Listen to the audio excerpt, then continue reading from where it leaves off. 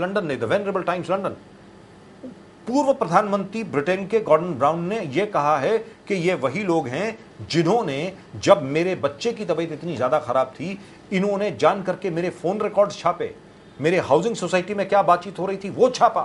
Now what is this? And are they trying to bring the same kind of culture here? उस किस्म का culture, उस किस्म की सभ्यता, उस किस्म की संस्कृति क्या ये हिंदुस्तान में लाने की कोशिश कर रहे हैं? क्या करना चाह रहे हैं लोग यहां पे?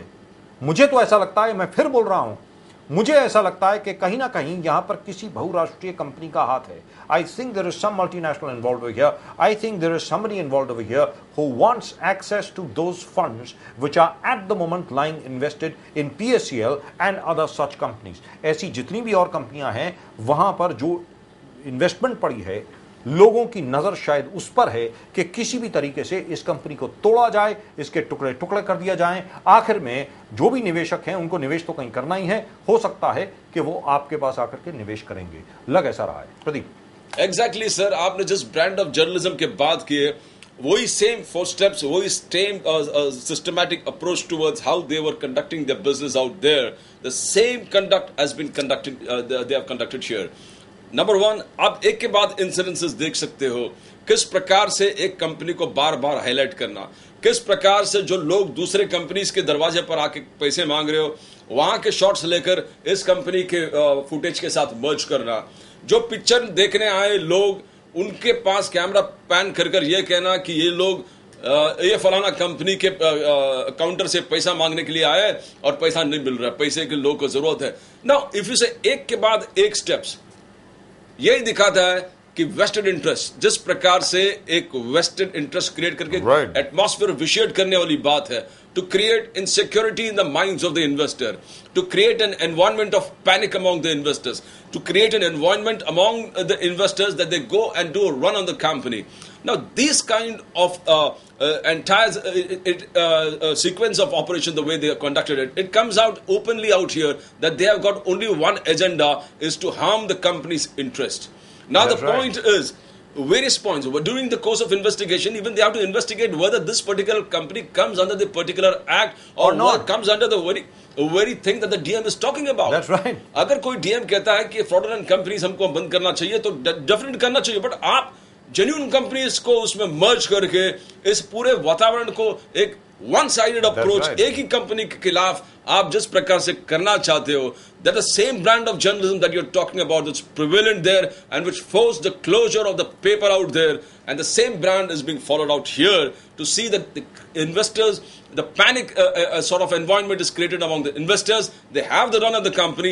They have targeted the company they want to hit. उस कंपनी को उन्होंने टारगेट किया है, उन्होंने अपने आप में डिसाइड कर दिया इस कंपनी को हम लोग को बंद करना है, इस कंपनी को हम लोग विशेड का एटमॉस्फेयर विशेड करके इन्वेस्टर्स का एक रन कर दे उस कंपनी पे, और वही चीज हो रहा है without trying to find and identify the facts and try to bring the real facts in front of the people. They are trying to create false impressions about the company and give a doctored image of the company among the investors to see that there's a run in the company and this benefits some other company. Abhi ye prashashan ka kaam hai dekhna. But the only thing which is somewhat intriguing, and of course only Pearls will be able to answer that, only PSEL will be able to answer that, we will not be able to answer that. हम लोग उसका जवाब नहीं दे पाएंगे कि बार-बार जितने भी कॉलर्स कल आए, and of course we'll start to take calls in another 5 to 10 minutes, जितने भी कॉलर्स थे सब लोगों ने यही पूछा कि भाई पीएससीएल की जो मैनेजमेंट है वो अभी तक कोर्ट में क्यों नहीं गई है. इस किस्म के प्रोपेगेंडा के खिलाफ, इस किस्म की साजिश के खिलाफ, इस किस्म की जो मानहानि हो रही है पीएससीएल की, उसके खिलाफ अभी तक वो कोर्ट में क्यों नहीं गए हैं और स्टे क्यों नहीं लेकर के आए हैं, ये बार बार कहा जा रहा है. ना I really wonder what is going on over there, because I believe they have gone to the court, the Madhya Pradesh High Court, and I think the High Court has reserved its judgment, from whatever I know. But that is something which is very intriguing, where the investors of PSEL are concerned. Why has the company not been able to get a stay so far against this kind of reporting, which very clearly seems to push the envelope where the truth is concerned, is not very truthful, and does not seem to be focusing on where exactly the violation of law is. यानी कानून का उल्लंघन कहाँ हुआ है, इस किस्म की बात कोई कह नहीं पा रहा है. लेकिन मेरे लिए सवाल ये उठ रहा है, बार बार मेरे जहन में ये सवाल उठ रहा है कि भाई अभी तक कोर्ट में क्यों नहीं गए हैं. प्रदीप बताएं. Sir, as you said, the Gwalior bench of the Madhya Pradesh High Court उनके सामने शायद various companies who are affected have approached the High Court, the Gwalior bench, and in many of the cases, शायद the Gwalior bench has pulled up the police authorities in the rampant manner in which they have created all this kind of fuckers and unrest among the investors, creating a sort of panic among the investors. And they have asked probably the DGP of the DGP, Director General of Police, to be present before the Gwalior bench of the High Court probably on Friday. And they have reserved the Pearl's PACL matter. They have reserved the order. Probably it will come on Friday. But the point is again it's a probability. Again, let me tell you, it's not certain. All right, that depends entirely upon the court. We don't know whether or not the order will actually come on Friday. We don't know that. It could be postponed or whatever. But in all likelihood, it should come on Friday. That's what you're saying. Exactly, sir. And this entire legal process takes its own time. जो legal process है, अपना वक्त तो लगता है. उनको evidence चाहिए. Court में सिर्फ जाके ये कहें कि कोई ऐसे tarnish हो रहा है image. You have to have evidence. You need to pack proofs. You need to file affidavits. It's a time-consuming job, but ultimately the truth will prevail, and it should prevail. But the matters as we are talking about is why a vicious campaign against a particular targeting a particular company. Why a vicious, nasty campaign just targeting one company for. Obviously, and it seems, 1 + 1 is equal to 2. At least in the decimal system, it is equal to 2. It may not be equal to 2 in the binary system or some other system, but since we all follow the decimal system, सामने बिल्कुल दिख रहा है कि 1 और 1 2 होते हैं, 2 दूनी 4 होते हैं, 4 दूनी 8 होते हैं. जैसे 4 दूनी 8 होते हैं, वैसे ही साफ तौर से ये प्रतीत हो रहा है कि ये एक चैनल और उसके कुछ साथीदार बिल्कुल इस भरसक प्रयत्न में लगे हैं कि इस कंपनी को नष्ट ध्वस्त कर दिया जाए. किस लिए कर दिया जाए? मैं समझता हूं इसकी तहकीकात होनी चाहिए. I think it ought to be investigated. One final word from you, Pradeep. It has to see, sir. If you see right from the onset, right from the day the DM has acted and where the day just then से channels इस चीज को wrongly project करते हुए देखा है, एक चीज गलत आ रहे हैं. एक चीज है जब डीएम कहा कि चिट फंड और illegally fraudulently deposit mobilising companies के खिलाफ हमको जंग छेड़ना मींस ऑर्डर आया है, हमको एक्शन लेना है. तो उसका मतलब ये नहीं कि आप एक ही कंपनी को टारगेट करो. क्या अगर आप उस कंपनी को टारगेट भी करते हैं, आपको फैक्ट्स हाईलाइट करना पड़ेगा. क्या ये कंपनी क्या है? What is the basic business of this particular company? क्या ये चिट फंड है? क्या ये कलेक्टिव इन्वेस्टमेंट स्कीम है? क्या ये एग्रीकल्चर में ट्रेडिंग हो रहा है? इस लैंड का ट्रेडिंग हो रहा है, deal purchase and sale of land?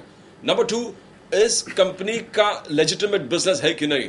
तो इस चीज में अगर आप थोड़ा कंपनी अगर वो चैनल्स इन्वेस्टिगेट करते तो इस नतीजे पर पहुंचता कि राजस्थान हाई कोर्ट का फॉर लेजिटिमेट बिजनेस का इनको ऑर्डर मिला है कि इनके बिजनेस लेजिटिमेट है. It is not violating the SEBI orders. Number 1 तो ये यहां पर क्लियर साफ होता है. और इस चीज को अगर आप छोड़ के और आगे चले कि डीएम ने कहा है कि जिस कंपनी के फ्रॉडुलेंट कंपनीज की लिस्ट है वो इन्वेस्टर्स कंपनी को अप्रोच कर सकते हैं, एप्लीकेशन दे सकते हैं और कंपनी के जो भी टाइम वापस पैसे देंगे वो इन्फॉर्म करना है. तो अगर वहां पर भी एक चीज है कि इस कंपनी को टाइम है. हमने ये नहीं कहा इसके बारे में, इस चीज के फ्रेमवर्क में नहीं आता. पीएसीएल इस फ्रेमवर्क में नहीं आता. PACL is not a chit fund company. PACL is not a collective investment scheme. PACL is also not. It is agriculture, not. Land. That's right. It is also not a money circulation racket. It is not a money circulation racket, and the Reserve Bank of India has not called it, whatever they call illegal deposit mobilization, or it is coming at a non-banking finance company. Right. It is not coming under the purview of RBI. They have not passed any order against it. It is not coming under the SEBI. SEBI is right now because the matter is pending the Supreme Court. Number 3, IPC में कोई directly आप action ले ही नहीं सकता जब तक check कोई bounce नहीं होता है. That's right. पीएसीएल का कोई चेक भी बाउंस नहीं हुआ है. तो ये सब लीगल फ्रेमवर्क के जो भी प्रॉब्लम्स आते हैं, क्वेश्चंस आते हैं, इस चैनल्स को इस चीज को लीगली भी सैंक्टिफाई करना चाहिए था. And that by the way goes for everything. और ये सिर्फ पीएसीएल की बात नहीं है, ये हर कंपनी के लिए है, हर कंपनी और हर चीज के लिए है कि आप पहले ये देखें कि ये कानून के दायरे में आ रहा है कि नहीं आ रहा, कानून का कहीं उल्लंघन हो रहा है कि नहीं हो रहा. वरना चलिए ये तो पीएसीएल है, बहुत बड़ी कंपनी है, 74,000 करोड़ रुपए का लैंड बैंक है, 20,000 करोड़ से ज्यादा की लिक्विडिटी है. मेरा ये कहना है कि जहां तक इनका सवाल है, इनको तो कुछ नहीं होने वाला. ये किसी ना किसी तरीके से दे विल टर्न अराउंड. किसी ना किसी तरीके से ये लोग इस किस्म की मार झेल लेंगे, इस किस्म का जो फायर स्टॉर्म इनके खिलाफ क्रिएट किया गया है उसको झेल लेंगे. लेकिन मान लीजिए छोटी कंपनी है, मान लीजिए अभी अभी कंपनी शुरू हुई है, उस कंपनी के खिलाफ भी अगर इस किस्म का अगर आप अभियान चलाएंगे, वो तो मर जाएगी, बगैर जन्म लिए ही मर जाएगी।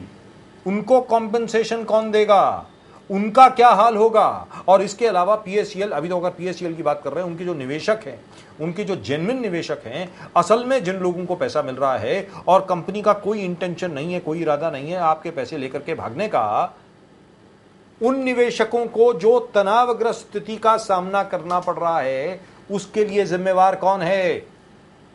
उनका जो ब्लड प्रेशर हाई हो रहा है, उनको जो हाइपरटेंशन हो रही है, उनकी जो डायबिटीज बढ़ रही है, शुगर लेवल्स ऊपर नीचे जा रही हैं, उसका सामना कौन करेगा और उसका खामियाजा कौन भरेगा। आज की तारीख में वेरी अनफॉर्चुनेटली दुखद बात यह है कि हिंदुस्तान में जो मानहानि का कानून है वो बड़ा कमजोर है। अगर यही बात मान लीजिए विलायत में हो रही होती, तो जिस तरीके से न्यूज ऑफ द वर्ल्ड को बंद करना पड़ा, जिस तरीके से बी की जो डील हो रही है, वहां पर दोनों लेबर और टोरी पार्टी दोनों ने यह कहा है कि किसी को भी दे दीजिए, रूपर्ट मर्डॉक को मत दीजिए। वो हो जाता है यहां पर। दुखद बात यह है कि जहां तक सत्य का प्रश्न है, सच का जहां पर बोलबाला होना चाहिए, वहीं पर सच की सबसे पहले कुर्बानी दी जाती है। और ये हमने 2G स्कैम में भी देखा, जहां बड़े बड़े पत्रकार जो अब तक अपने आप को ना जाने क्या क्या समझते थे, with halos around their head, and they used to think that they are like Moses on the mountain preaching to the rest of the world. They have been exposed for exactly what they are. All you need to do is to hear those tapes. All that you need to do is to hear the Neera Radia tapes, and you will know exactly where all these big journalists are. Unfortunately, nothing has happened to them. Nothing. Nothing has been done. And that is really and truly the sad part. Pradeep, thank you very much. Thank you, sir. Thank you very much. That's Pradeep Nambiar, Advocate Pradeep Nambiar, giving us his take on the fact that how PSCL has been targeted.